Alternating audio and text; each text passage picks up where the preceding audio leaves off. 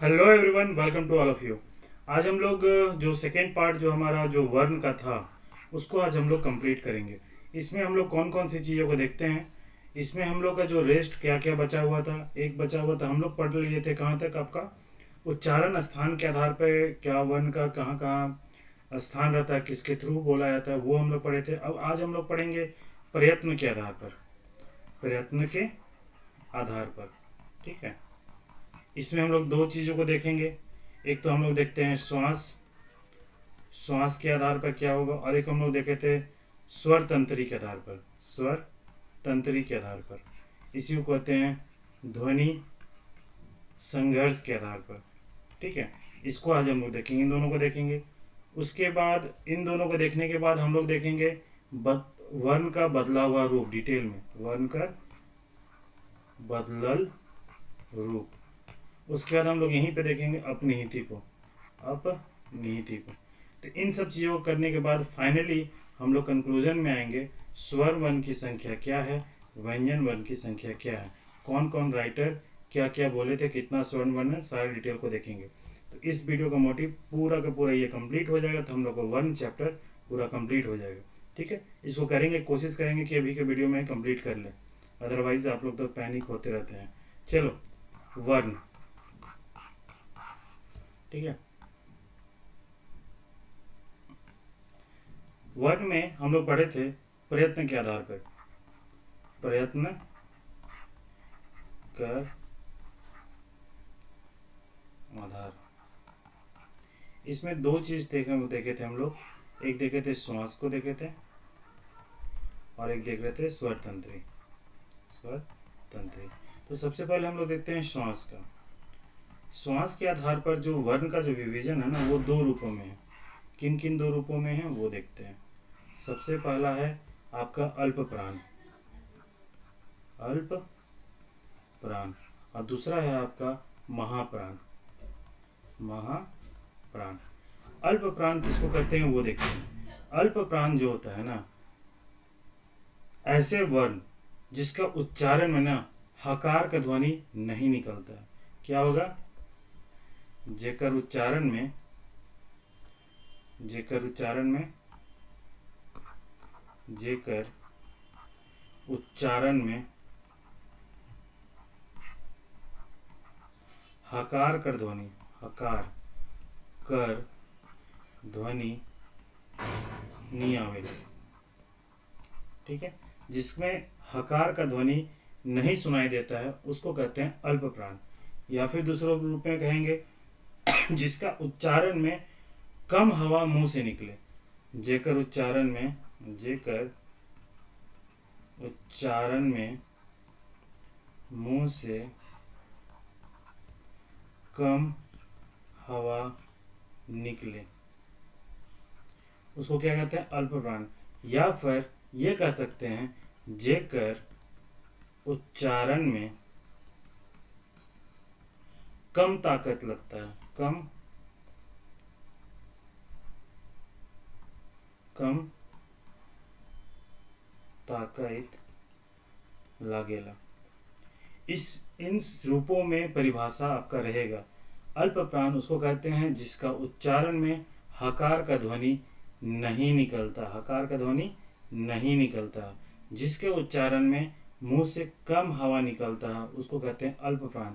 जिसके उच्चारण में कम ताकत लगता है उसको कहते हैं अल्प प्राण। तो अल्प प्राण का अब हम लोग संख्या देखेंगे, कौन कौन संख्या को हम लोग अल्प प्राण कहते हैं। ठीक है,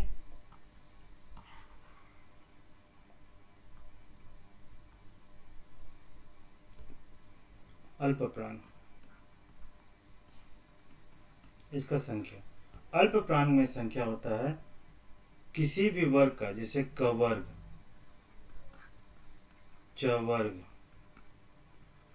ट वर्ग, त वर्ग और प वर्ग। इन पांचों वर्ग का फर्स्ट, थर्ड एंड फिफ्थ वर्ण, इसको कहते हैं हम लोग अल्प प्राण। फर्स्ट, थर्ड एंड फिफ्थ वर्ण करने का मतलब क्या हुआ, जिसे लिखते हैं क वर्ग। क वर्ग क्या होता है, क, ख, ग, घ, अंग। ये होता है कवर्ग। इसमें बोल रहा पहला, तीसरा और पांचवा, इसको कहते हैं हम लोग क्या, अल्प प्राण। सारे वर्ग का जो पहला होगा, फर्स्ट, थर्ड एंड फिफ्थ, ये क्या क्या कहलाता है, अल्प प्राण। ठीक है, अल्प प्राण समझ में आ गया। क्या कहते हैं हम लोग कि सारे वर्ग का फर्स्ट, थर्ड एंड फिफ्थ जो वर्ण होता है उसको कहते हैं अल्प प्राण। प्लस इसके बाद अंतस्थ, अंतस्थ जो वर्ण होता है, अंतस्थ व्यंजन जो है वो भी अल्प प्राण में आता है। कौन कौन था, य, र, ल, व, ये भी आपका क्या होता है, अल्प प्राण के थ्रू आता है। ठीक है, अल्प प्राण में ही एक जो हम लोग पढ़े थे ना, उत्क्षिप्त व्यंजन। उत्क्षिप्त व्यंजन दो तरह का होता है। उत्क्षिप्त व्यंजन यहाँ लिख देते हैं, उत्क्षिप्त व्यंजन ये दो होता है, एक होता है ड और एक होता है ढ। ये इन दोनों को कहते हैं उत्क्षिप्त वर्ण। तो इसका जो उत्क्षिप्त वर्ण होता है अल्प प्राण में ड होता है। ठीक है, ये याद रखिएगा, ये अल्प प्राण है। तो अल्प प्राण का संख्या कितना हो गया, इन तीनों का पहला, तीसरा और पांचवा लेटर, अंतस्थ वर्ण और उत्क्षेपित वर्ण। तो संख्या के हिसाब से देखेंगे तो कौन कौन सा होगा, कवर का क और ग, अंगा का तो प्रयोग हम लोग नहीं करते हैं, चवर का च, छ, ज, उसके बाद टवर्ग का ट, ठ और ड, ट और ड, तवर्ग उसका तवर का त, थ, द, पवर का प, फ, म। ये हो गया आपका कौन सा, अल्प प्राण। नहीं, प, फ, ब ना होगा यार,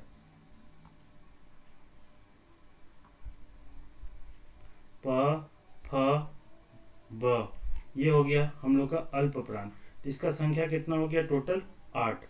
8 और इसका क्या हो गया, टोटल 4। 8 4 12। ठीक है, अच्छा इसका इसका फिफ्थ भी हो गया ना, इसमें 9 भी हो जाएगा, इसमें म भी हो जाएगा, तो क्या होता है 10 हो गया। ये कंप्लीट क्या हो गया, 10। ठीक है, 10 हो गया, 10 4 14, 14 1 15, टोटल संख्या हो गया 15। इन तीनों में जो अंगा हो गया, इया हो गया, न हो गया, इन तीनों में प्रयोग नहीं करते हैं, इसलिए इसको काउंट नहीं करेंगे। ठीक है, तो 10 हो गया, ये 10 ही हो रहा ना यार, 3 3 6, 3 3 6 2 8, तो 10 2 12 हुआ नहीं यार, हाय राम, ऐसे में तो प्यूनों का नौकरी नहीं लगेगा मेरा। ठीक है, तो ये क्या हो गया, टोटल 12। और ये क्या हो, अंतस्वर्ण हो गया टोटल 4, और क्षैतिज वर्ण 1 हो गया, तो टोटल कितना हो गया, 12 प्लस 4 प्लस 1, मतलब 12 4 16 17। 17 संख्या हो गया अल्प प्राण का। ठीक है, अब देखो इसमें हो गया ये टोटल अल्प प्राण में। एक बार फिर से हम लोग देख लेते हैं अल्प प्राण कौन कौन सा है। अल्प प्राण उसको कहते हैं जिसका उच्चारण में हकार का ध्वनि नहीं निकलता है। दूसरा, जिसका उच्चारण में कम हवा निकलता है। तीसरा, जिसका उच्चारण में कम ताकत लगता है, उसको कहते हैं अल्प प्राण। उसके बाद अल्प प्राण में कौन कौन सा वर्ण आता है, सारे जो वर्ग है, क वर्ग, च वर्ग, ट वर्ग, त वर्ग, प वर्ग, उसका पहला, पांचवा, पहला, तीसरा और पांचवा, इन तीनों वर्ग का, इन तीनों में का जो पांचवा वर्ण है उसका प्रयोग हम लोग नहीं करते हैं, इसलिए इसको हटा दिए हैं। बाकी इन दो लास्ट का जो तवर्ग और पवर्ग में न और म दोनों का प्रयोग करते हैं, तो इसका हम लोग काउंट करेंगे। तो इसमें से देखते हैं जो व्यंजन हो रहा है इधर से, जो वर्ग की संख्या में टोटल हो रहा 12। अंतस्थ व्यंजन में य, र, ल, व, ये होता है अल्प प्राण, और एक उच्चेतित प्राण जो होता है ड, उसको भी हम लोग कहते हैं अल्प प्राण। तो टोटल संख्या हो गया 12 4 16 1 17, ये टोटल क्या हो गया, अल्प प्राण। ठीक है, यहाँ तक क्लियर हो गया। अब आइए महाप्राण। महाप्राण को हम लोग देख लेते हैं क्या क्या है महाप्राण। अब देखो, जैसे वहां हकार का ध्वनि नहीं निकल रहा, इसका मतलब यहाँ क्या होगा, हकार का ध्वनि सुनाई होगा। यहाँ क्या होगा, हकार का ध्वनि निकले। ठीक है, इसका मतलब हो गया मुंह से क्या हवा जा होगा, ज्यादा निकलेगा, मुंह से बगरा हवा निकलेगा। उसके बाद क्या होगा, इसका मुंह जिसका उच्चारण करने में क्या होगा, ज्यादा ताकत लगेगा, बगरा ताकत लागेला उच्चारण में। इसी को कहते हैं महाप्राण। तो महाप्राण का जो संख्या है, जैसे वहां पर क्या था अल्प प्राण में, फर्स्ट लेटर था, थर्ड लेटर था एंड फिफ्थ लेटर था। तो रेस्ट जो बचा, इसका मतलब होता है कवर्ग,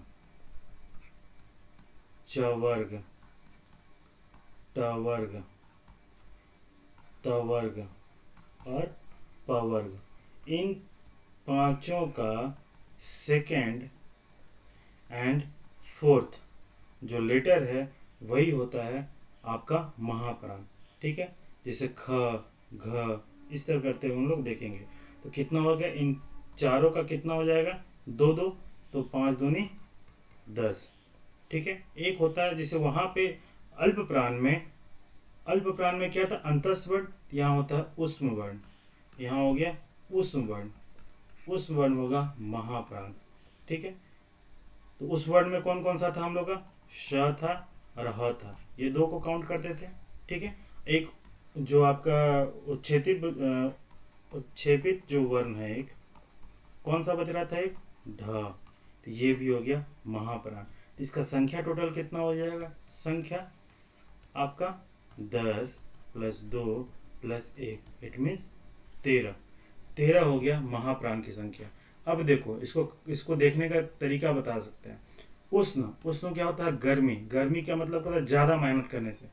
तो महा क्या हो रहा था, महा मीन्स क्या होता है, हमेशा ज्यादा, बड़ा, है ना, ज्यादा ताकत लग रहा था, ज्यादा ताकत लगेगा, ज्यादा मेहनत करेंगे तो क्या होगा, गर्मी, पसीना छूटेगा, इसलिए हो गया उसमें उष्ण वर्ण को जोड़ लो। ठीक है, ये चीज हम लोग ताकत इसको अपने अकॉर्डिंग के रूप में कर सकते हैं। इस रूप में कर दिएगा तो आपको चीजें अल्प प्राण महाप्राण में कंफ्यूजन नहीं होगा। बस एक चीज को जान रखिए, अल्प प्राण में क्या होगा। अब जैसे मान लीजिए आप ये सीक्वेंस तो याद है कि फर्स्ट, थर्ड, फिफ्थ का पेयर बनता है, और दूसरा आपको सीक्वेंस पता था कि सेकेंड एंड फोर्थ का सीक्वेंस बनता है। अब देखो, अब आप कंफ्यूज करिए, तो चलिए ठीक है, उस वर्ण को समझ में आ गया कि महाप्राण है, उस मतलब गर्मी, ज्यादा मेहनत कर रहे हैं, पसीना आ रहा, गर्मी, मतलब महाप्राण में आएगा, महा में आएगा। ये हम लोग काउंट कर लिए। अब हम लोग को लगेगा, आपको लगेगा कि सर इन दोनों को कंफ्यूजन कैसे दूर करें। सिंपल सा बात है, अल्प प्राण, देखो अल्प, अल्प मतलब कम, कमजोर, कम ताकत लग रहा मतलब कमजोर आदमी है। कमजोर आदमी होता है उसको मतलब क्या कहते हैं, ज्यादा खाओ, कहते हैं ना हम लोग, ज्यादा खाओ। तो ज्यादा खाओ तो मतलब क्या होगी, ये 3 पेयर इसको मिल रहा है, ज्यादा संख्या मिल रहा है। इस तरीके से याद करो, मतलब जहां 3 का जो पेयर था किसका था, 1, 3rd एंड 5th का, ज्यादा संख्या अल्प आदमी था, अल्प कमजोर था, कम ताकत लग रहा था, उसको ज्यादा मजबूत करने के लिए ज्यादा खाना दिए, ज्यादा खाना दिए मतलब ज्यादा पेयर दे दिए। इस तरीके से सिंपल सा बात था, ठेठ भाषा में समझो। यहाँ हम लोग को कोई बहुत बड़ा पीएचडी करना नहीं है, हम लोग को बस आंसर तक पहुंचना है। उसको आंसर तक पहुंचने में जिस भी रूप को आप यूज कर सकते हो करो, सब जायज है। ठीक है, तो उस रूप में कर दिए। अल्प का हो गया, हम लोग सीख गए। अल्प का हो गया आपका 1, 3rd एंड 5th, ज्यादा खाना मिल रहा था। अब उष्ण प्राण का तो हम डिसाइड कर दिए, गर्मी, महा से, इसका मतलब अल्प में क्या बचा, अंतस्थ, ये बच गया अंतस्थ, और इसके साथ क्या होता है, ड होता है। एक चीज को क्लियर हो गया। इसी का रेस्ट पार्ट जो बचा वो आपका महाप्राण में आ गया। यहाँ तक क्लियर है।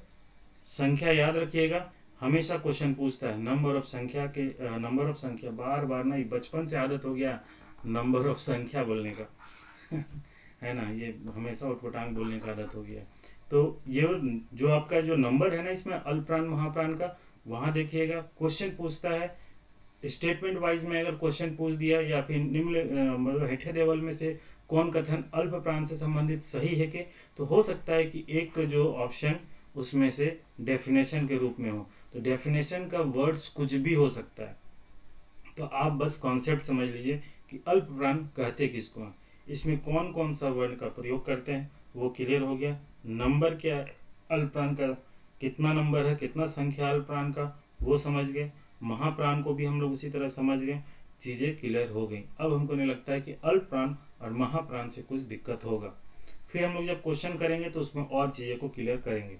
ठीक है, अब नेक्स्ट आता है क्या, श्वास, श्वास की तरह हो गया। अब हम लोग पढ़ रहे थे क्या, स्वर तंत्री के आधार पर, स्वर तंत्री के आधार पर, या फिर ध्वनि संघर्ष के आधार पर। इसके आधार पर क्या होता है, इसके आधार पर दो चीज होता है, एक होता है घोष, घोष वर्ण, और दूसरा होता है अघोष वर्ण। एक होता है घोष वर्ण, दूसरा होता है अघोष वर्ण।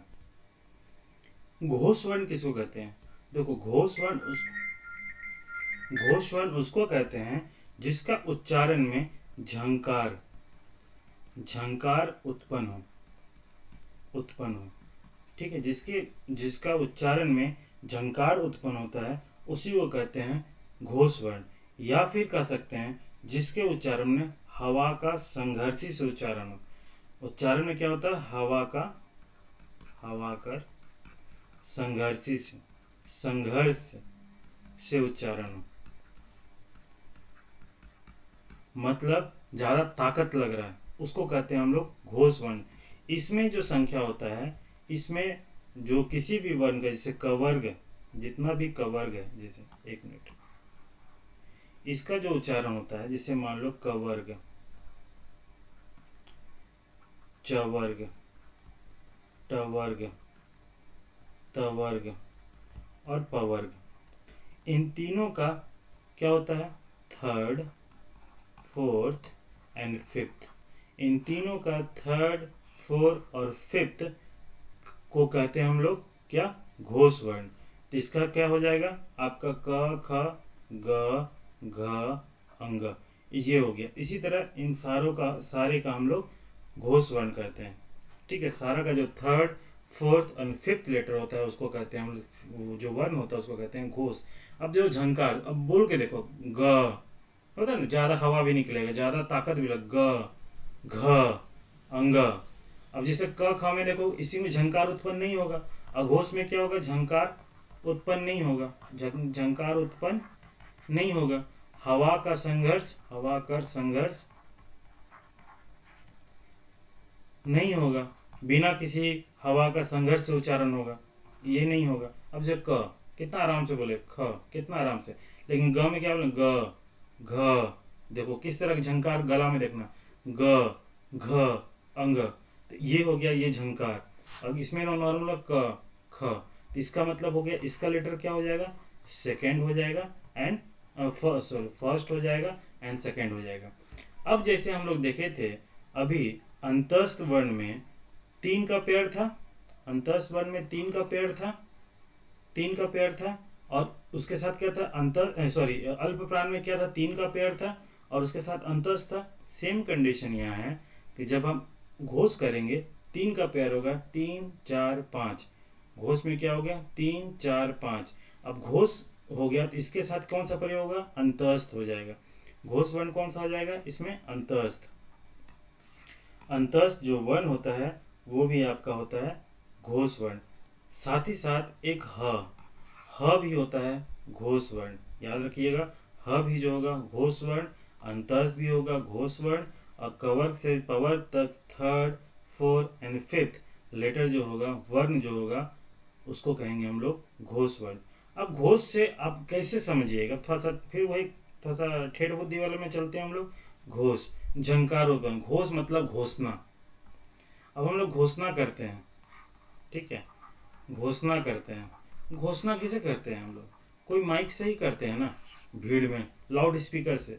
तो लाउड स्पीकर से करेंगे तो क्या होगा, झंकार टाइप का ज्यादा गूंजता है कि नहीं गूंजता है, उस सेंस में देखिए। घोष से घोषणा, घोषणा मतलब माइक, माइक से मतलब झंकार, है ना, संघर्षी ज्यादा होगा, उससे हम लोग कर देंगे घोष वर्ण को। इस तरीके से चीजों को देख सकते हैं। अब आपके मन में होगा कि सर अल्प प्राण में फर्स्ट था, थर्ड था, फिफ्थ था, इसमें है थर्ड, फोर्थ और फिफ्थ, इसको कैसे याद करेंगे कि ये कहीं कहीं कंफ्यूजन तो ना हो जाए कि अल्प प्राण का चीज को हम थर्ड, फोर्थ, फिफ्थ कर दें और महाप्राण का चीज को अल्प प्राण कर दें। तो इसका उपाय यही हो सकता है, घोषणा जो किए थे, जो माइक जो किए थे, वो किसी भी कंपनी का, सपोज घोषणा का कोई माइक का कंपनी बताओ, बोया, हाँ, या फिर आजकल बहुत ज़्यादा चला है, चलो बोया ही कर देते हैं, बोया कंपनी है, या फिर अभी अभी किसका चलता है हेडफोन बहुत ज़्यादा यार, अमन गुप्ता का कौन सा कंपनी है, अब देखो अभी लाइव रहता तो फटाफट तुम लोग बोलते हैं, जो भी अमन गुप्ता वाला कंपनी है जिसका खूब चलता है, अरे बोट, बोट कंपनी का माइक है जिसका नंबर है सीरियल नंबर 345। इस तरह से कर दो, घोषणा करते हैं हम लोग माइक से, मतलब झंकार ज़्यादा उत्पन्न होगा। माइक क्या होता है, 345 नंबर का, 345 नंबर का जो माइक है बोया बोट कंपनी के या बोया कंपनी का, उसका यूज़ करते हैं। तो 3 4 5 इस तरह कर सकते हैं। और 3 का पेयर जहाँ आया इट मीन्स कि अंतस्थ आएगा, ये कर सकते हो। और इसके साथ घोष के साथ क्या होगा, ह का प्रयोग, ह, ह का प्रयोग घोषणा से, ह का प्रयोग करते हैं, उसको हो गया घोष वर्ड। तो इसका जो नंबर हो गया उसको आप लोग देखिएगा कौन कौन सा होगा, नंबर कितना हो जाएगा। इसका जो 3 का, तो इन तीनों का तो लास्ट फिफ्थ वर्ड को तो हम लोग काउंट करेंगे नहीं, तो इन तीनों का क्या हो गया 6, और इन दोनों का 3 3 3 6 6 6 12, 12 4 16, 16 1 17, मतलब क्या हो जाएगा 12 + 4 + 1, 12 4 16 1 17। तो नंबर कितना हो गया घोष वर्ण का 17, सॉरी 17, ठीक है, घोष वर्ण हो गया। इस तरीके से चीजों को देखो। अघोष वर्ण इसी के जस्ट अपोजिट हो जाएगा, इसका फर्स्ट एंड सेकंड लेटर है अघोष वर्ण। यहाँ घोषणा नहीं करना है, यहाँ नॉर्मल 4 लोगों को बोलना। अघोष मतलब घोषणा नहीं करना है, नॉर्मल 4 लोगों को बोलना है, तो उसके कान में जाके हम लोग बोलेंगे, इसलिए कम ताकत लग रहा है, इसलिए फर्स्ट एंड सेकेंड नंबर का इसको यूज कर रहे हैं, बस सिंपल है ना, फर्स्ट और सेकेंड का। और जहाँ घोषणा नहीं कर रहे हैं वहाँ पे क्या हो जाएगा उष्ण वर्ण का, उष्ण वर्ण का प्रयोग करेंगे। ठीक है, यहाँ क्या होगा उस वर्ण, उस वर्ण में कौन कौन सा हो जाएगा, स ओनली होगा, क्योंकि ह जो है ह को हम लोग घोषणा में यूज कर चुके हैं। ठीक है, ये समझ में आ गया, घोषणा में यूज कर सकते, इसलिए इसमें क्या हो जाएगा उस वर्ण ओनली 1 होगा। इन चीजों को ध्यान रखिएगा। तो क्या हो जाएगा total first and fifth, sorry first and second, इसका नंबर हम लोग देख लेते हैं। जो क वर्ग है, च वर्ग है, ट वर्ग है, त वर्ग है और प वर्ग है, इन इसका टोटल क्या हो जाएगा क ख, इसका क्या हो जाएगा च छ, ट ठ, त थ, प फ, इन तीनों का क्या हो जाएगा टोटल 10। उष्ण वर्ण का क्या हो जाएगा, उष्ण वर्ण का एक हो जाएगा स सिर्फ, ये क्या हो जाएगा 1, इसका मतलब 10 + 1 दैट इज 11। तो अघोष वर्ण की संख्या कितनी हो जाएगी 11, घोष वर्ण की संख्या कितनी हो जाएगी 17। यहाँ तक क्लियर है। तो यहाँ तक आप लोग का वर्ण का जो पार्ट है, जो प्रकार था, प्रयत्न के आधार पर या फिर उच्चारण के आधार पर सारी चीज़ें क्लियर हो गई। यहाँ हमको नहीं लगता कोई कन्फ्यूजन होगा। ठीक है, अब हम लोग देखते हैं आपका और एक चीज़ कुछ था। हाँ, एक चीज़ याद रखिएगा, अल्प प्राण महाप्राण जो आप लोग को बोल रहे थे ना, इसमें एक चीज़ नोट कर दीजिएगा, स्वर वर्ण, स्वर वर्ण में अल्प प्राण महाप्राण नहीं होता है, याद रखिएगा। स्वर्ण वर्ण का अल्प प्राण महाप्राण में स्वर वर्ण का प्रयोग नहीं होता है। इन सब चीज़ों को ध्यान रखिए, इसको नोट डाउन कर लीजिएगा। ठीक है, अब हम लोग चलते हैं नेक्स्ट हम लोग चलते हैं अगला जो हमारा पड़ाव था, ये वर्ण का पार्ट हो। हम लोग देखते हैं सबसे इम्पोर्टेंट पार्ट है नागपुरी में वर्ण मानक बदलल रूप, यह उच्चारण के आधार पर, उच्चारण कर आधारे वर्ण कर प्रयोग कैसे कैसे होता है उसको हम लोग देखते हैं। ये बहुत ही इंपॉर्टेंट है, इसको देखते जाइएगा। सबसे पहले आता है स्वर। ठीक है, स्वर वर्ण में क्या है, हम लोग देखे थे स्वर्ण वर्ण में डायरेक्ट हम बताते हैं, डिटेल में नहीं जा रहे हैं, उसका मतलब कि अ आ इस का प्रयोग होता है। जिसका नहीं होता है, जहाँ बदला हुआ रूप है, बस उसी को बता रहे हैं। पहला होता है ए और औ, इन दोनों का प्रयोग नागपुरी में नहीं होता है, इसका बदला हुआ रूप होता है। क्या, बदलल रूप का प्रयोग कर प्रयोग होवेला। ठीक है, कौन कौन सा है ए, देखो नागपुरी में जो जेपीएससी होता है ना, जेपीएससी के मेंस में ये सब क्वेश्चन आता है। बहुत सारा चीज़ अभी जितना पढ़ाएं उसमें से बहुत सारा चीज़ को क्वेश्चन आता है। ठीक है, तो वो मेंस के पॉइंट ऑफ व्यू में ध्यान रखिएगा। तो अगर अभी ये ठीक से पढ़ेगा तो चीज़ें उस वक्त में और क्लियर हो जाएगा। अगर जो मेंस देना चाहते हैं तो ए के जगह में आई का प्रयोग होता है। ए के जगह में क्या होता है? आई का प्रयोग। जैसे अब जैसे मान लो जैसे इसका होगा, मान लो कैसे का, कैसे का क्या हो जाएगा? कैसे। ठीक है, अब ये जैसे ही लिखे थे यही चीज हो जाएगा। कैसे लिखते हैं? जैसे ऐसे लिखते हैं ना, तो क्या हो जाएगा? ज ई से। ये कैसे हुआ? देखो एक आर का मात्रा, इसको तोड़ो पहले। बहुत लोग मन में आएगा जो वर्ण को तोड़ने नहीं जानता है, जो ध्वनि वाला पार्ट जो थोड़ा कंफ्यूजन होगा लोगों को, तो हम उसको तोड़ के बता रहे हैं। यहाँ क्या होगा? जय से, इसका प्रयोग करते हैं ज ई से। कैसे हुआ ये देखो, इसको तोड़ते हैं जैसे को। ज एकार का मात्रा प्लस स प्लस ए, यही है। हम लोग बोल रहे थे इसका प्रयोग नहीं करते हैं, इसका प्रयोग हम लोग नहीं करते, इसके जगह क्या कर देते हैं? अ ई, यही ना। इसको अब हम लोग किस रूप में लिखेंगे? ज प्लस अ ई करते हैं, अ ई प्लस स प्लस ए। अब देखो यहाँ पर एक चीज देखना है, ये जो आधा अपूर्ण है ये अ के साथ मिलके बन गया ज। ये जो ई है ये आ गया ई। ये जो स है इसके साथ ऐड होके बन गया से।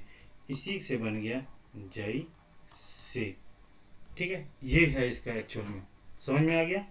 तो पहला हम लोग क्या समझे? ए और औ का प्रयोग नहीं करते, इसका बदला हुआ रूप करते हैं। ए के जगह आई का प्रयोग करते हैं। सेम के केस में ओ के जगह में, ओ के जगह में, एक मिनट, औ के जगह में क्या प्रयोग करते हैं हम लोग? औ का। जैसे कौआ, क्या लिखेंगे हम लोग? क उ वा। ये कैसे लिखा गया? जैसे हम लोग अभी यहाँ पे किए थे, तोड़े थे इसको, जिस रूप में तोड़े थे यहाँ पर, उसी रूप में इसको यहाँ पर तोड़ के लिखेंगे। ठीक है, औ का प्रयोग। अब देखो, लेकिन स्टार मार्क कर सको, जैसे अभी हम लोग देखें ए के जगह आई और औ के जगह औ। लेकिन मुदा कुछ हिंदी और उर्दू का शब्द होता है, जो हिंदी और उर्दू का एक या दो अक्षर का कोई शब्द होता है, हिंदी या उर्दू का एक और दुई अखर कर जो शब्द होता है, वहाँ पर ए का जो चेंज फॉर्म होता है आई हो जाता है, आया। और औ का जो हो जाता है वो हो जाता है आपका अ व। जैसे सौ, सौ को क्या लिखेंगे? स व। नौ, नौ को क्या लिखेंगे? न व। ठीक है, जैसे लिखेंगे मैदा, क्या लिखेंगे? म य दा, मैदा। तो अब हम लोग देखिएगा, अभी तक मैक्सिमम लोग बस ये समझ के चल रहे थे, मैक्सिमम लोग ये समझ के चल रहे थे कि ए का रूप जो है आई में ही होगा और औ का औ में होगा।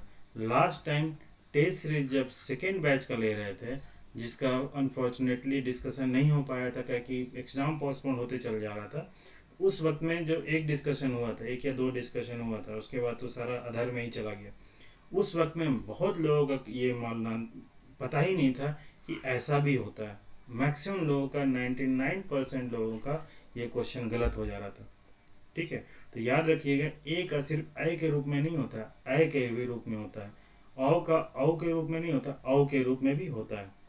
ठीक है, तीसरा ए और आई में तीसरा चीज को देखिएगा, ए का खासकर जो क्रियामूलक शब्द है, क्रिया रूप मन में, खासकर क्रिया रूप मन का शब्द, जैसे हम लोग क्या बोलते हैं? गेलें। तो इसमें हम लोग हो जाता है आई का प्रयोग हो जाता है, आई का इस रूप में, ये किस में बदल जाएगा? अ या, इस रूप में। इसी को लिखते हैं गे लें। याद आ गया कि जब भी क्रिया रूप का जो कोई शब्द होता है उसमें ए का रूपांतरण ए के रूप में होता है, चंद्रबिंदु। ठीक है, ये ध्यान रखिएगा। ये ए और औ का कंप्लीट हो गया। सेकंड, अंग। अंग का जो प्रयोग होता है, नागपुरी में जितने भी अनुनासिक शब्द हैं, वर्ण है सॉरी, जैसे अंग, इया, न, म, न, म, इसके स्थान में, इनके स्थान में अंग का प्रयोग करते हैं। इन सब के स्थान में अंग का प्रयोग करते हैं। जैसे लिखते थे हम लोग हिंदी में शुद्ध रूप में कंगन लिखते हैं इस तरह, इसके जगह में हम लोग लिखेंगे कंगन। ये जो अंग है ना, इसी के जगह में ये अंग आ गया। ठीक है, कंठ, इसको लिखेंगे कंठ। ठीक है, तो याद रखिएगा सेकंड जो हम लोग का नियम बदला हुआ रूप क्या है, अंग का प्रयोग होता है किसकी जगह में, इन पांचों अनुनासिक शब्द के जगह में हम लोग अंग का प्रयोग करते हैं। ठीक है, नेक्स्ट है फोर्थ कि नेक्स्ट फोर्थ है आपका री। नागपुरी में री का प्रयोग नहीं करते हैं। इसके जगह हम लोग इसके स्थान में हम लोग या तो ईर लिखते हैं या फिर री लिखते हैं। याद रखिएगा, री का प्रयोग नागपुरी में नहीं करते हैं। इसके स्थान में हम लोग ईर या री करते हैं। मैक्सिमम हम लोग यूटिलाइज इस री को करते हैं। जैसे ऋतु, क्या लिखते हैं, ऋतु, है ना। जैसे लिखते हैं ऋतु राज, क्या लिखेंगे, ऋतु राज। ठीक है, ऋण, ऋण कहते हैं तो क्या लिखते हैं, ऋण। ठीक है, ये चीज हो गया। नेक्स्ट फिफ्थ में नागपुरी में री का, ये जो ल के साथ री है, इसका प्रयोग होता ही नहीं है और कोई बदला हुआ रूप भी नहीं है, इसका प्रयोग हम लोग नहीं करते हैं।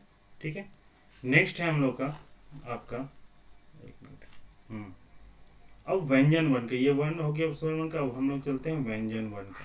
व्यंजन वर्ण में क्या क्या होता है वो देखते हैं। आप लोग अभी हम बता दिए कि जो अनुनासिक शब्द जो था, ये कहाँ गया यार, इनके जगह अंग का प्रयोग करते हैं। उसी तरह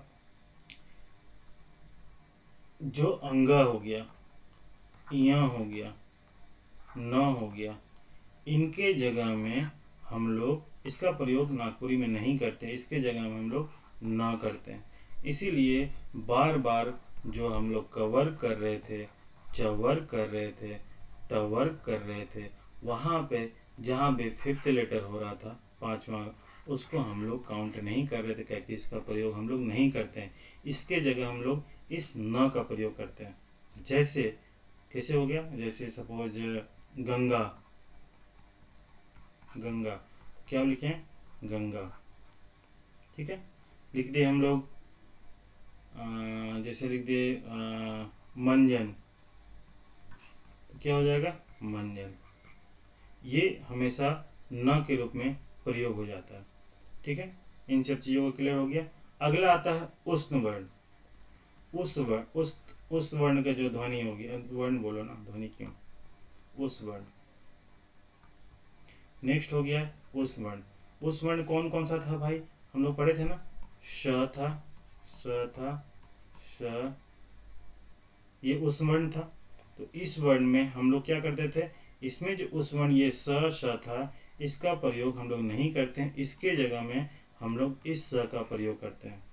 किसका प्रयोग करते हैं हम लोग, ये दंत स का प्रयोग करते हैं। ठीक है, चलो अब हो गया तुम्हारा, जैसे हो गया देश।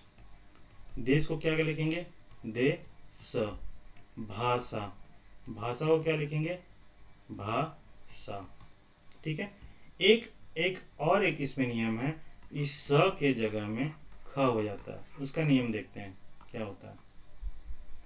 जब भी कभी कभी क्या होता है, जनरली जब इस स का प्रयोग होता है, जो शब्द के अंत में, जैसे बीच में हो या अंत में हो, बीच में हो या अंत में, जब इस जो वर्ण का ये जो स है, पेटकटा स जो बोलते हैं, इसका प्रयोग शब्द में बीच में करे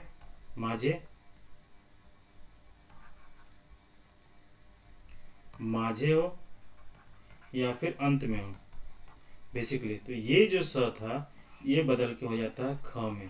जैसे आपका हो जाएगा पुरुष, तो क्या हो जाएगा पुरुष। मनुष्य कहते हैं तो लिखते हैं मनुख लिखते हैं ना, यही। तो ये स का प्रयोग ख में भी होता है। जनरली शब्द का अगर बीच में हो या अंत में हो तो कभी कभी इस स का प्रयोग ख के रूप में होगा, है ना। तो हम लोग पुरुष अगर ऐसे भी लिखेंगे तो गलत नहीं है, ये भी सही है।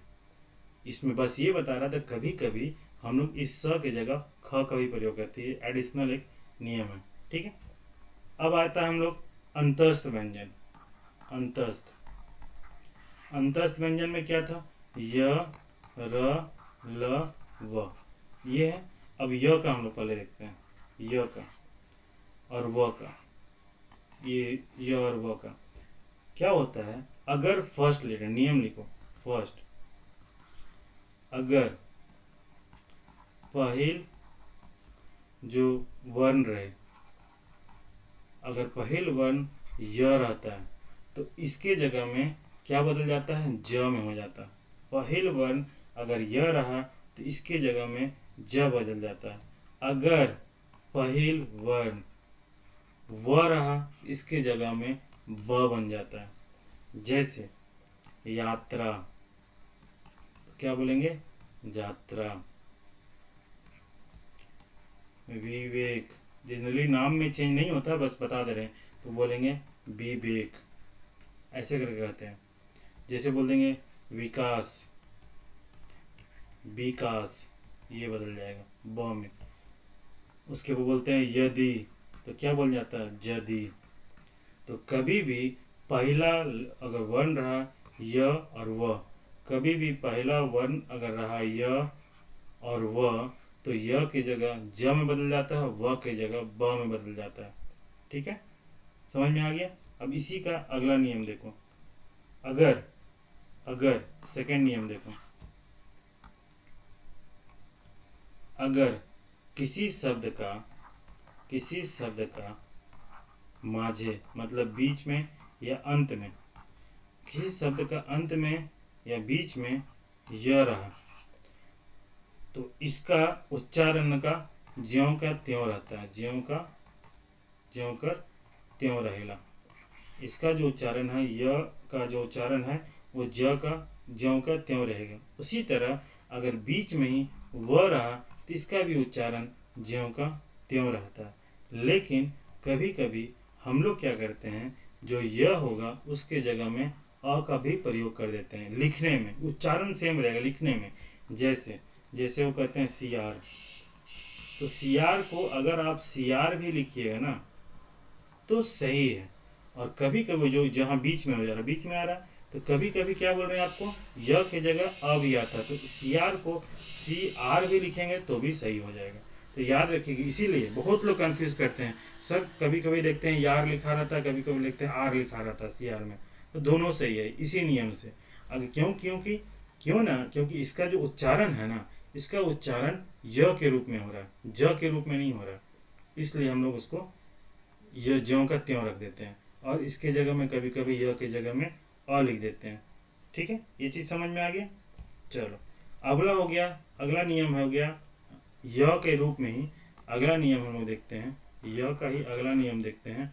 अगर किसी शब्द का पहला अक्षर, अगर कोनो शब्द कर पहिल अक्षर य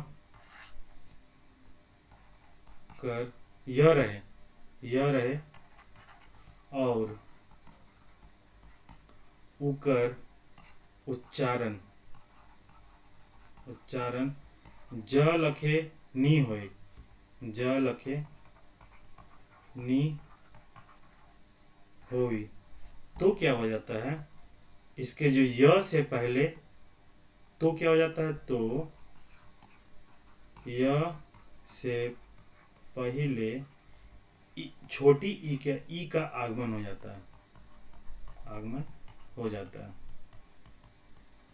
ठीक है, क्या बोल रहा है, अगर किसी शब्द का पहला अक्षर, अगर किसी शब्द का पहला अक्षर य रहे, पहला अक्षर य रहे और उसका उच्चारण ज के जैसा नहीं होता है, तो य से पहले ई का आगमन हो जाता है। जैसे याद, याद में पहला अक्षर क्या है, य। जात तो हम लोग बोलते नहीं है, याद का य में ही उच्चारण हो रहा है, ज के रूप में उच्चारण नहीं हो रहा है, इसलिए हो जाता है इसमें ई का पहले आगमन हो जाता है य से पहले और लिख देंगे याद, इसलिए याद कहलाता है। यार बोलते हैं यार। ठीक है, या को किस लिखते हैं, या लिखते हैं, इसी नियम से बनता है। तो इस तरह से क्वेश्चन पूछा जा सकता है, इस तरह से क्वेश्चन यहाँ पे पूछा जा सकता है कि जब अगर कोई शब्द का पहला अक्षर य रहे और उसका उच्चारण ज नहीं होता है तो क्या होता है। एक रूप में वो देखता है, चार ऑप्शन दे देगा, या फिर हम बोल देंगे, चार स्टेटमेंट दे देंगे। देखो, चार वर्ड दे देंगे कि हेठे देवल, लिखेंगे हेठे देवल मन में कौन नागपुरी भाषा में शुद्ध शुद्ध रूप में लिखल आए, लिखल आहे आहे। अब यहाँ पे चार वर्ड दे देंगे, ईया, ठीक है, बी दे देंगे हम लोग, बी दे देंगे ईया, सी दे देंगे, कुछ इस तरह चार वर्ड। तो आपको पता होना चाहिए कौन सा सही होगा। या फिर हम कह देंगे या को नागपुरी में किस किस रूप में लिखेंगे। तो मैक्सिमम लोग जो एक दो नियम जानते, एक नियम जानते हैं, उसी पर चले जाएंगे, दूसरा को नहीं पता चलेगा। खासकर मेरे जैसा टीचर अगर क्वेश्चन सेट करेगा तो, है ना। तो इस तरह से चीज़ों को मतलब पूरी तरह से कॉन्सेप्ट को क्लियर रखो। ठीक है, नेक्स्ट हम लोग चलते हैं संयुक्त वर्ण का, संयुक्त वर्ण का। ठीक है, इसमें जैसे, और ये था ना, एक मिनट, यहाँ था ना ल र का, इसको भी हम लोग अभी देखेंगे आगे में, इसका भी बदला हुआ रूप क्या क्या है वो देखेंगे। ठीक है, तो मेन इम्पोर्टेंट बता दे रहे हैं पहले।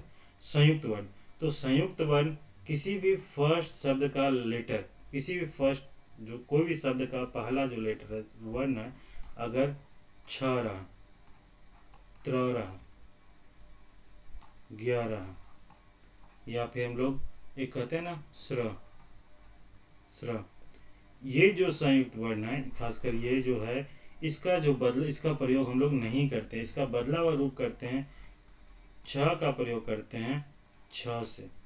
ठीक है, त्र का प्रयोग करते हैं तर से, ज्ञ का प्रयोग करते हैं बदला हुआ रूप ज्ञ से, या फिर हम लोग ज्ञ भी लिखते हैं, इस ज्ञ चंद बिंदु, ये इसका भी प्रयोग करते हैं। तो छ त्र ज्ञ में छ का छ से, त्र का तर से, तर तर तर है, तर तर, ज्ञ का ज्ञ से प्रयोग करते हैं। जैसे, जैसे हो गया आपका क्षमा, क्षमा को क्या बोलेंगे, क्षमा। ठीक है, क्षत्रिय, है ना, क्षत्रिय, क्षत्रिय में भी छ का भी चेंज हो जाएगा, त्र का भी चेंज हो जाएगा। ठीक है, जनरली कहाँ ये चीज होता है। ठीक है, फर्स्ट लेटर हो या बाद का लेटर हो, जनरली ये होता है, फर्स्ट लेटर में ज़्यादा हम लोग देखते हैं। ठीक है, अब होता है क्या, अगर किसी शब्द का बीच में या अंत में छ रहा, किसी शब्द का बीच में या अंत में, किसी शब्द का बीच में, माझे या अंत में, किसी शब्द का बीच में या अंत में छ रहा, तो ये ख में भी बदल जाता है। जैसे पक्ष, पक्ष को क्या लिखेंगे, पक, अक्षर जो बार बार हम लिख रहे थे अक्षर, इसी से हो जाएगा अक्षर। ठीक है, ये देखिएगा, किसी भी शब्द का बीच में या अंत में ये छ रहा तो वह ख में भी चल जाता है, बदल जाता है। ये ध्यान आप लोग अच्छे से रखिएगा। नागपुरी में संयुक्त अक्षर जो होता है, संयुक्ताक्षर जो बोलाता है, संयुक्ताक्षर, इसका प्रयोग नहीं करते हैं। संयुक्त अक्षर मतलब क्या होता है, जैसे प्रेम, प्रेम के जगह में क्या होता है, अलग अलग रूप में उच्चारित हो जाता है, क्या होगा, प्रेम। इस तरह जो प्रयोग नहीं करते हैं, जैसे होगा ना प्रमोद, क्या होगा, प्रमोद। इसका अलग अलग उच्चारण करते हैं। कष्ट, कष्ट, तो क्या हो जाएगा, कष्ट। कसट, कसट कहते हैं, बहुत कसट आए रे, ये कहा जनरली हमेशा नानी लोग यूज़ करती थी, बहुत कसट आया था, हम लोग बचपन में हंसते थे, बोलने नहीं आता है, और आज देखो वही काम कर रहे हैं। ठीक है, तो ये हो गया इस तरह उच्चारण अलग अलग रूप में। क स ट, प्रमोद में क्या होगा, प र मो द, अलग अलग फॉर्म में, अलग अलग रूप में इसको उच्चारित हम लोग करेंगे। तो इसका संयुक्त अक्षर, इसका प्रयोग नहीं होता है, याद रखिएगा। और संयुक्त अक्षर का मतलब क्या होता है, कभी भी जैसे कष्ट लिखे, ये जो आधा होता है ना, ये हमेशा पूर्ण रूप में प्रयोग होता है किसी भी जगह में, याद रखिएगा। कहीं पर भी जो आधा होता है वो पूर्ण रूप में प्रयोग हो जाता है, इस स के रूप में प्रयोग हो जाएगा जनरली सब जगह में। देखिएगा संयुक्त अक्षर कौन सा होता है, जब दो या दो से अधिक व्यंजन ध्वनि परस्पर संयुक्त होकर जब एक स्वर के सहारे बोली जाती है, उसी को कहते हैं संयुक्त अक्षर। तो क्या होगा, हमेशा उसका अलग अलग उच्चारण प्रयोग होगा, और जो भी जो अपूर्ण होता है जो वर्ण, उसको पूर्ण रूप से हम लोग लिखते हैं नागपुरी में। ठीक है, यहाँ तक क्लियर हो गया। अब देखो उच्चारण का और भी बहुत सारा नियम है, अन्य नियम के रूप में देखें, या पहले भी मतलब कि उच्चारण का नियम देखते हैं हम लोग, उच्चारण कर अन्य नियम। ठीक है, अन्य नियम में क्या क्या, कभी कभी, कखनो कखनो, कभी यार अब जो भी होगा कखनो कखनो में होगा, कखनो कखनो, कखनो कखनो में क्या क्या होगा, पहला ग के जगह में क का प्रयोग हो जाता है, जैसे ठगना, तो क्या लिखते हैं, ठकेक। ठीक है, ठगना को ठकेक। उसके बाद ये जो एकार हो रहा ना, एक एक, इसको हम बताएंगे क्यों होता है ये। ठीक है, और उसी तरह क का बदलाव रूप ग में हो जाता है, जैसे भक्त, भक्त तो क्या बोलते हैं, भगत बोलते हैं ना, भगत, भगत है भक्त, इस तरह का प्रयोग करते हैं। तो क ग के जगह क का प्रयोग होता है, क के जगह ग का भी प्रयोग हो जाता है। उसी तरह आपका होता है ठ, ठ के जगह प्रयोग स के रूप में होता है, जैसे बैठे, बैठ, जैसे बैठना, तो क्या बोलते हैं, बैसेक, बैसेक बोलते हैं। बैठना क्या होता है, क्रिया है। ठीक है, जब भी क्रिया जो वर्ब होता है, वर्ब में हमेशा एक का प्रयोग हो जाता है नागपुरी में, इसीलिए बार बार एक का हो जाता है, बैसेक, ठकेक, जाएक, लिखेक, बोलेक, है ना, गाना गाएक, इसलिए एक का प्रयोग होता है जनरली। क्रिया में हमेशा एक का प्रयोग होता है, इसको भी अभी आप लोग नोट ही कर लीजिए कि क्रिया जो मूलक शब्द जो होता है, क्रिया जो शब्द होता है, उसमें एक का एडिशन आगमन हो जाता है, एक का आगमन हो जाता है लास्ट में, लास्ट में, जैसे होता है बैठेक, लिखेक, है ना, सुतेक, एकार। ठीक है, तो यहाँ पे ठ का जगह रूपांतरण स के रूप में भी होता है, जैसे बैठेक का बैसेक, ठ की जगह स हो गया। और आई कैसे हो गया, वही एकार का मात्रा, एकार का मात्रा से आई हो गया, ये आई बै सेक, ठ की जगह स हो गया, एकार का मात्रा आ गया नागपुरी में। ठीक है, नागपुरी में जब भी क्रिया लगेंगे हम लोग एकार का मात्रा, एक का प्रयोग हमेशा आगमन हम लोग कर देते हैं। ठीक है, अब अगला जो है, जो हम लोग पढ़े थे ल, ल का रूपांतरण र से हो जाता है, र का रूपांतरण ल से हो जाता है कभी कभी, जो तभी हम लोग अंतस्थ के बारे में बोल रहे थे ना, वही कभी कभी ल का रूपांतरण र से हो जाता है, र का रूपांतरण ल से होता है। जैसे बोलते हैं हम लोग, जैसे होता है बेला, तो क्या बोलते हैं, बेरा बोलते हैं ना, वही चीज़ बेरा हुआ। बादल क्या बोलते हैं, बदरी बोलते हैं ना, या बादर बोलते हैं, ये वही बदरी, र, ल र में बदल गया, र ल में बदल गया। ठीक है, इस चीज़ को देखिए। अब र ल में कैसे होगा, जैसे बोलेंगे लार, तो क्या बोलते हैं, लार, लार, इस रूप में। तो इस रूप में भी इसको हमेशा चेंजेज होता है, याद रखिएगा। अब अगला देखते हैं, अगर शब्द का जो पहला अक्षर, अगर शब्द का पहला अक्षर व रहा, अगर शब्द का पहला अक्षर, अगर शब्द कर पहिल अक्षर क्या रहे, व रहे, तो व जो हो जाता है ये किस में चेंज हो जाता है, ओ या ऊ में बदल जाता है। अगर शब्द का पहला अक्षर कभी कभी अगर शब्द का पहला अक्षर तो व रहे तो ओ या ऊ में बदल जाता है। जैसे वहाँ, तो हम लोग क्या लिखते हैं, वहाँ लिखते हैं ना, ये वहाँ भी बोलते हैं। देखिए वहाँ भी बहुत लोग बोलता है, खासकर बच्चा लोग बहुत बार बार बोलेगा वहाँ, यही से वहाँ और वहाँ बना। ठीक है, जैसे हम लोग बोलते हैं ना वकील, क्या बोलते हैं, वकील बोलते हैं, यही चीज़ हुआ वहीं से। जैसे बोलते हैं वजन, क्या बोलते हैं, ओजन, कितना ही ओजन होलक रे कहते हैं हम लोग ना, यहीं से हो रहा है। तो वह का ओ और ऊ के रूप में भी रूपांतरण परिवर्तन होता है।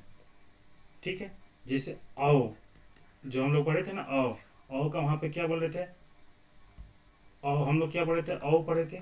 ठीक है, एक पढ़े थे आओ पढ़े थे। ठीक है, ये दो चीज़ पढ़े थे। अब यहाँ पर औ का भी बदल रहा हो तो ओ क्या मात्रा या ऊ के रूप में भी होता है। जैसे नौकर, क्या लिख सकते हैं हम लोग, एक तो लिख सकते हैं नौकर भी लिख सकते हैं। और देखिएगा बहुत सारा लोक कथा में आप लोग पढ़े होंगे नौकरमन, किसको बोला था नौकरमन, याद कीजिए कौन था नौकरमन, जो पूछे थे कितना नौकर लोग को पूछा था, चोचा चरई और चाचा में देखिएगा नौकर को नौकर करके लिखा हुआ है। तो यहीं से आया, इस ओकार का मात्रा से ओ भी बदल जाता है, यहीं से नौकर से नौकर हुआ। अब ध्यान में आया, वहाँ कभी कोई क्वेश्चन पूछा है, इतना पढ़ लिया व्याकरण, इतना ज्ञाता बन गया सभी को, कभी नहीं पूछा कि ये नौकर कैसे हुआ, नौकर का तो ये होना चाहिए नौकर, लेकिन ये ओकार का मात्रा कहाँ से आ गया, कभी तो कोई पूछा नहीं। इसलिए बोलते हैं कि जो बिग बिग पढ़ो कविता गीत कथा, वहाँ पे व्याकरणिक शब्द को देखते रहो तो कभी रटना नहीं पड़ेगा। कैसे हुआ वो बार बार स्टार्टिंग में दिक्कत हो सकता है, लेकिन बाद में बहुत इजी हो जाएगा, व्याकरण बहुत इजी हो जाएगा, है ना। इन सब चीज़ों को देखना। ठीक है, उसी तरह न का ल में बदल जाता है, ल न में बदल जाता है। जैसे देखते हैं, न ल में बदल जाता है, ल न में बदल जाता है। जैसे बोलते हैं ना नंगा, तो देखिएगा आपका लंगा लिखा हुआ मिलेगा आपको। नील, क्या हो गया, लील लिखा हुआ मिलेगा आपको, है ना। तो इसी तरह से हमेशा याद रखिएगा, न ल में भी बदल जाता है, ल नल में बदल जाता है। ठीक है, अगला नियम है, अगला नियम बहुत ही इंपॉर्टेंट है, अगला नियम बहुत ही इंपॉर्टेंट देखिएगा। कभी कभी संयुक्ताक्षर का जो उच्चारण ह्रस्व स्वर की सहायता से होता है, कभी कभी मुख का सुविधा के लिए, जो मुख सुविधा के लिए मुख सुविधा ले जो संयुक्ताक्षर है, संयुक्ताक्षर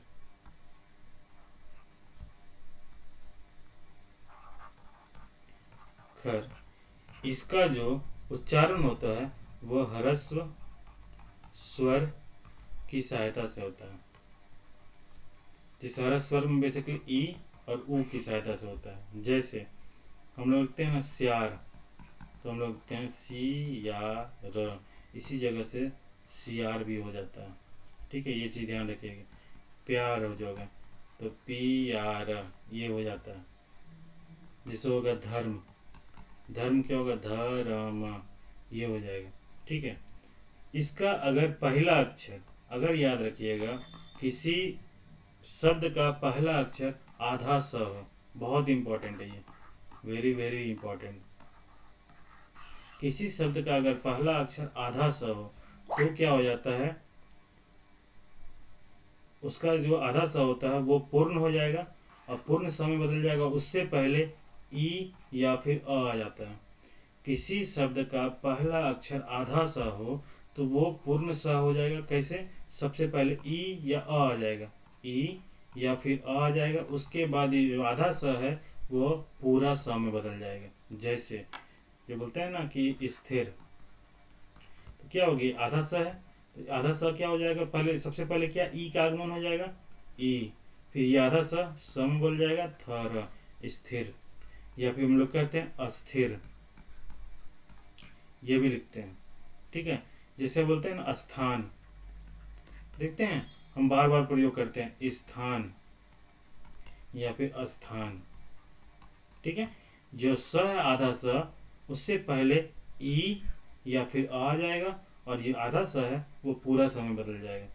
ये बहुत इंपॉर्टेंट है, याद रखिएगा।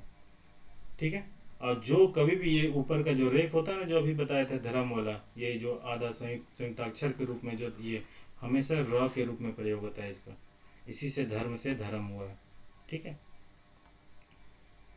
नेक्स्ट बढ़े। अब हम लोग का सबसे एक इम्पॉर्टेंट पार्ट है आपका अपनिहिति, जो क्वेश्चन आता है अपनिहिति से।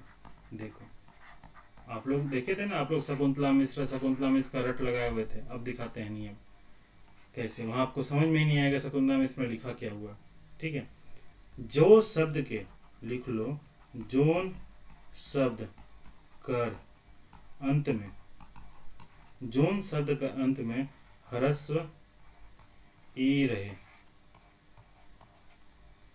और उकर पहले, इकर पहले, इस ई से पहले, इकर पहले, इसके आगे, सॉरी आगे आगे, इकर आगे, इकर आगे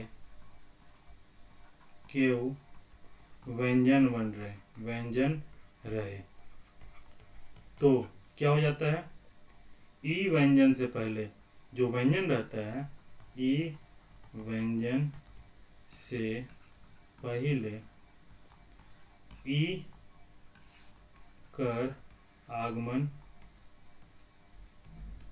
हो जाएगा। एग्जाम्पल, जाति को लिखते हैं जाइत। कैसे हुआ, बोल रहा किसी भी शब्द के अंत में ह्रस्व ई रहा, तो अंत में क्या ह्रस्व ई, और इसके आगे, इस ई के आगे कौन सा व्यंजन वर्ण, कौन सा त, तो त के व्यंजन वर्ण से पहले ई का आगमन हो जाता है। यही ना, क्या बोल रहा है, किसी शब्द के अंत के पहले ह्रस्व रहे, अंत में ह्रस्व ही रहे। तो जाति को तोड़ो, कंफ्यूजन नहीं होना है। जाति, जाति को तोड़ो, ज आकार त ई, यही होगा ना। इसी को तोड़े, सबसे अंत में क्या हुआ, ई, किसी भी अंत शब्द के अंत में ह्रस्व ई आ गया, ह्रस्व ई आ गया, ये फुलफिल कर दिया भाई। अब बोलता है उसके आगे कोई व्यंजन रहे, इसके आगे कोई व्यंजन है भाई, त है, व्यंजन है, तो ई व्यंजन, ई व्यंजन मतलब इस व्यंजन से पहले ई का आगमन हो जाएगा, ई व्यंजन से पहले ई का आगमन हो जाए, तो क्या बन जाएगा, ज आकार प्लस ई प्लस त, तो क्या हो जाएगा, जाइत। ठीक है, यही होता है अपनिहिति, पहला नियम। किसी भी चीज को करो, कोई भी, जैसे मान लो कि अगला कुछ बोलते हैं हम लोग, गणपति, गणपति, ठीक है, गणपति, ग न प ई त, गणपैत। ठीक है, इसी तरह करते हैं। जैसे बोल देंगे पाती, तो क्या होगा, पा ई त, पाइत। ठीक है, सेकंड नियम, पहला नियम तो हो गया किसी भी शब्द के अंत में ह्रस्व ई रहे और उसके ई के आगे, ह्रस्व ई के आगे कोई व्यंजन वर्ण रहे, तो व्यंजन वर्ण से पहले ई का ह्रस्व ई का आगमन हो जाता है, ये ठीक है। दूसरा, कोई भी क्रियामूलक शब्द हो, क्रियामूलक शब्द कर अंत अगर ह्रस्व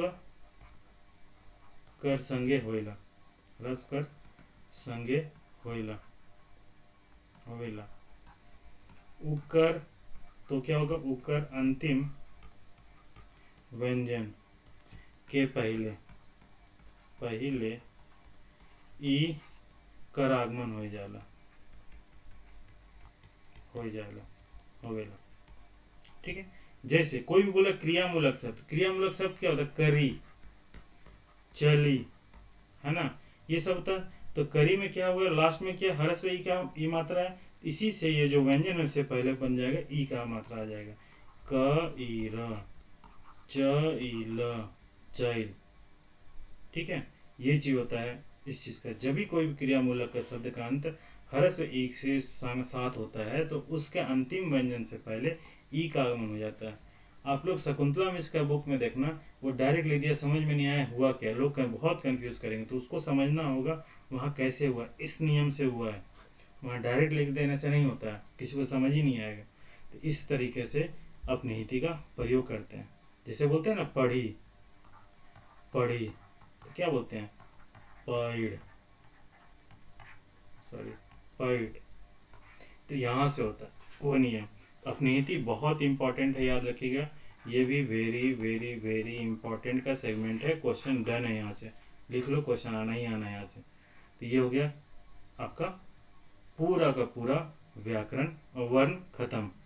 अब हम लोग आते हैं, जो आप लोग हम लास्ट में बताए थे कि हम लोग लास्ट में देखेंगे स्वर्ण वर्ण और व्यंजन वर्ण का संख्या क्या है। अब आप लोगों को चीज़ें क्लियर हो गई, सब कुछ समझ में आ गया कि स्वर्ण वर्ण और व्यंजन वर्ण में क्या क्या बदलाव रूप है, कैसे कैसे होता है। अब जरा दिमाग लगा के देखना क्या सही होगा क्या गलत होगा। इसीलिए लास्ट ईयर में जब हम पढ़ाए थे पहले ही बता दिए थे कि जो वर्ण है, वर्ण की संख्या टोटल 38 है।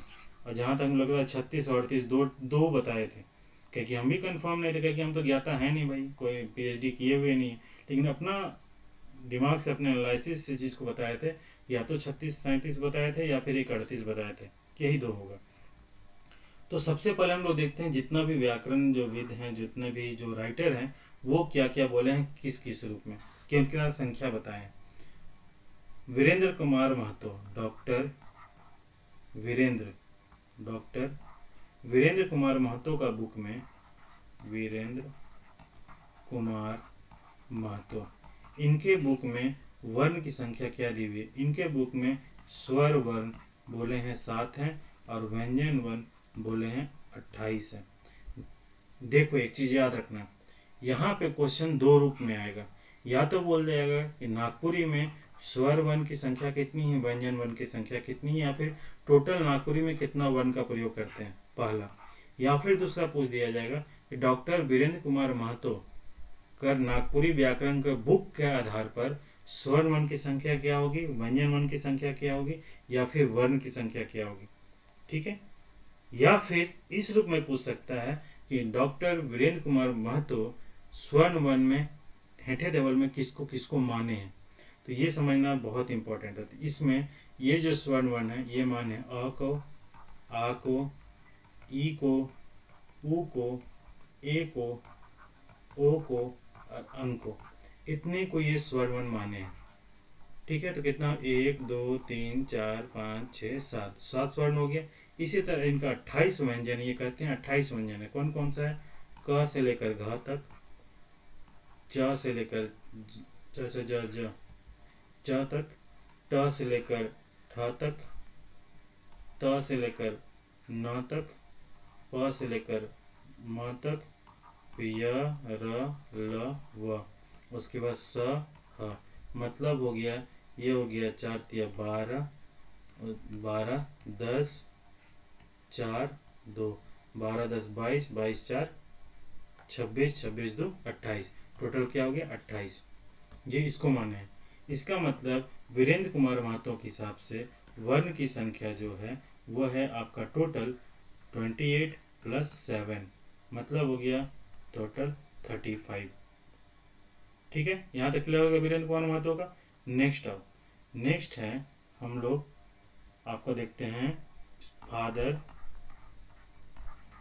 पीटर शांति नौरंगी। इनके आधार पर क्या है, नागपुरी सदानी बोली कर व्याकरण, उसके आधार पर पीटर शांति नौरंगी कितना कितना को बोले हैं वो देखते हैं। ये स्वर वर्ण को बोले हैं टोटल 12, 12 को बोलते हैं स्वर्ण वर्ण है। कौन कौन सा है भाई, अ को माने हैं, आ को माने हैं, ई को माने हैं, ई को माने हैं, छोटी ऊ को बोले हैं, बड़ी ऊ को बोले हैं, ए को भी बोले हैं, ओ को भी बोले हैं, आई को भी बोले हैं, औ को भी बोले हैं, अंग को भी बोले हैं, आई को भी बोले हैं, सॉरी अंग चंद्र बिंदु। इतना तरह को ये स्वर वर्ण बोले हैं। मतलब 1 2 3 4 5 6 7 8 9 10 11 12, इतना को ये स्वर वर्ण बोले हैं। और व्यंजन वर्ण क्या बोले हैं भाई, व्यंजन वर्ण टोटल 33 को बोले हैं। 33 मतलब क्या होगा, जितना भी क वर्ग, च वर्ग, ट वर्ग, त वर्ग, प वर्ग, ठीक है। उसके बाद आपको य र, क्या य र, ल व स ह और उपचित जो है उसको भी काउंट किए हैं।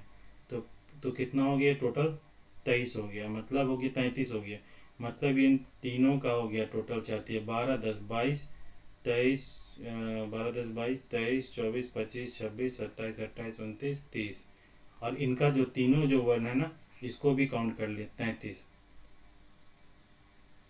ठीक है। 5 पच्चे 25, 25 4 29, 29 2 31, 31 2 33, ये सब मतलब ये व्यंजन वर्ण में अंग, इय और न, इन तीनों को भी काउंट कर लिए हैं पीटर शांति नौरंगी, ठीक है। ये चीज़ देख लीजिएगा, ठीक है। टोटल संख्या हो गया, तो इसके इनके आधार पर जो वर्ण का संख्या हो जाएगा, ये हो जाएगा 12 + 33, मतलब हो जाएगा आपका 45, ठीक है ना। 45 हुआ ना, ठीक है।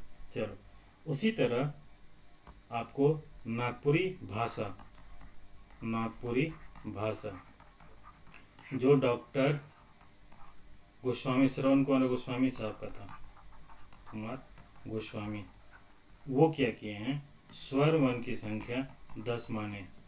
10 में क्या हो गया, अ आ ई ई उ, उसके बाद आपका हो गया ए ओ, और जो बदला हुआ रूप है ना, ए की जगह आई और अव, ये पूरा को ये स्वर वर्ण माने। व्यंजन वर्ण सेम कंडीशन, टोटल 30, जो हम लोग शुरू में 30 काउंट कर रहे थे ना, वो कंप्लीट हो जाएगा। जैसे कवर्ग, कवर्ग का 4, चवर्ग, चवर्ग का 4, टवर्ग, टवर्ग का 4, तवर्ग, तवर्ग का 5, पवर्ग, पवर्ग का 5, ये कितना हो चाहते हैं, 12 10 22, ये 22 हो गया। उसके बाद आपका अंतस्थ, अंतस्थ का हो जाएगा 4, सॉरी 22, 22 4 26, 26, और क्या बच रहा था, स और स, उष्ण का स और ह, ये 2, और उसके बाद आपका उच्छित जो वर्ण था ड ढ, ये 2, तो मतलब क्या हो जाएगा, टोटल 22 + 4, 22 4 26, 26 2 28, 28 2 30, 30 हो गया इसका वर्ण, व्यंजन वर्ण। तो इनके हिसाब से वर्ण की संख्या कितनी होगी, 40।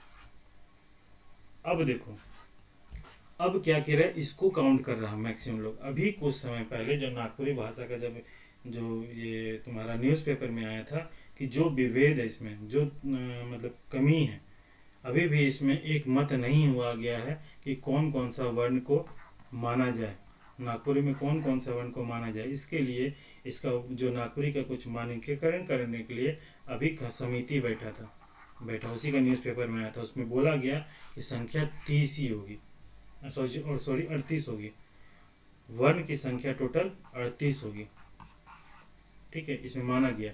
यहाँ पर पहले हम इन दोनों चीज़ को नहीं बताए थे। पहले का देखिएगा, इन दो, यही दो में डाउट था, यही इसलिए 2 संख्या हम बताए थे।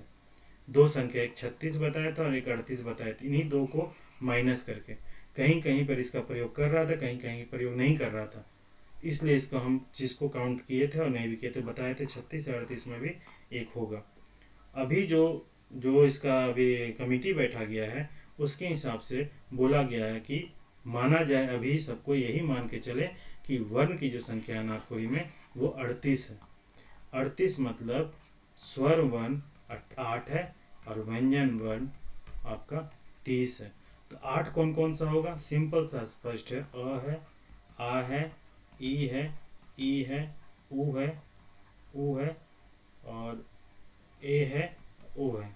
काउंट कर लो, 1 2 3 4 5 6 7 8, 8 हो गया।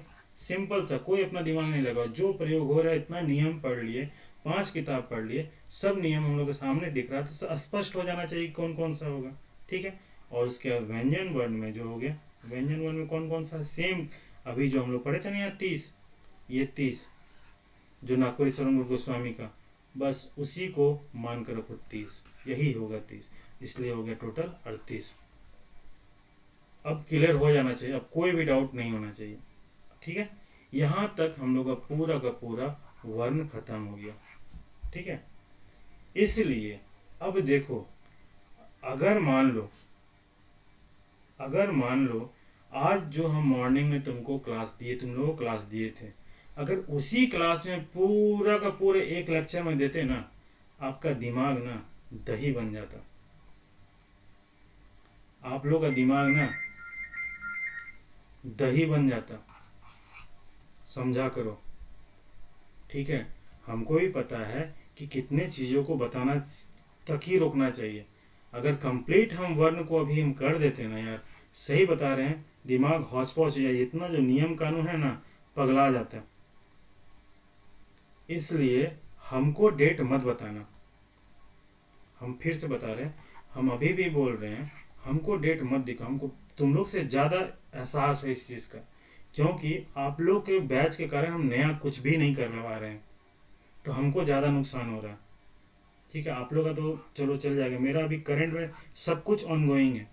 हमको अभी टीचर का भी निकालना, हमको अभी CDPO में जाना, हम यूट्यूब मेरा छूट गया, हर तरफ से हमको नुकसान हो रहा। आप लोग के पास तो फिर भी 2 महीना टाइम है, मेरे पास टाइम नहीं है। लेकिन इसीलिए आप लोग के सामने, आप लोग इज्जत के कारण ही अगर हम अभी यूट्यूब में जाते हैं तो आप लोग कह सकते थे कि हम लोग क्लास में आप डिस्टर्ब कर रहे हैं, नहीं ले रहे हैं, आप यूट्यूब में जा रहे हैं। लेकिन हम यही सोचे कि नहीं, हम इसलिए यूट्यूब छोड़ दिए। इसलिए हमको मत बताओ यार कि डेट शीट में शेड्यूल क्या हुआ है। खुद से सोचो जरा, देखना इस पूरे कंप्लीट क्लास को क्या एक एक टेक में दे पाना सही था या नहीं था। आप लोग के हिसाब से कर लेते आराम से तो कोई दिक्कत नहीं है। अगर आप लोग कर लोगे तो दे ही देंगे हम, और बाकी जहाँ लगेगा एक टेक में पूरा खत्म हुआ, खुद ही करेंगे यार, हमको मत बताओ। तुम लोग का जो हम डेडलाइन दिए वो कर देंगे, उसमें देख लेना, तुम लोग कर देंगे हम उस डेडलाइन में। कुछ चीज़ें मेरे हिसाब से करने दोगे ना तो तुम लोग के लिए अच्छा होगा। मानते हैं मेरी तरफ से थोड़ा सा गलती हुआ है, हम बार बार बोल रहे हैं गलती हुआ, हम तो खुद बोलते हैं बहुत बड़ा गलती हो गया इस बार के बैच को शुरू करके, क्यों कर दिए, इतना परेशानी हमको झेलना पड़ा, इतना बात सुनना पड़ा था, हम कभी नहीं करते। इसलिए मत दिखाओ यार, वो सब चीज़ अच्छा नहीं लगता है। अरे यार हम लोग को समझ ही नहीं आता है। ठीक है, तो ये वर्ण पूरा ख़त्म हो गया, अच्छे से समझो। इसके बाद हम लोग इसका डिस्कशन कर लेंगे कल। ठीक है, जो भी डाउट होगा हम लोग क्लियर करेंगे। ठीक है, चलो मिलते हैं नेक्स्ट वीडियो में। Thank you so much.